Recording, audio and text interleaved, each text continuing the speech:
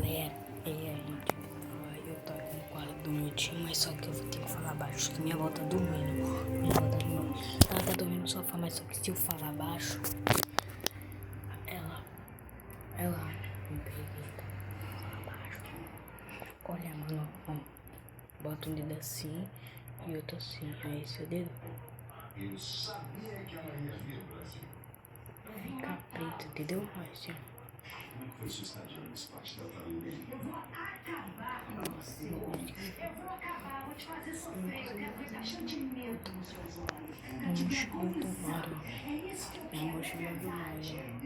Você tá duvidando de mim? Tá duvidando? Esse do meu bebê, esse movimento. Nossa, esse me fala. Um dedo que seja em mim, um navio, Qual é a música mesmo? fogo no seu quarto. Eu já volto.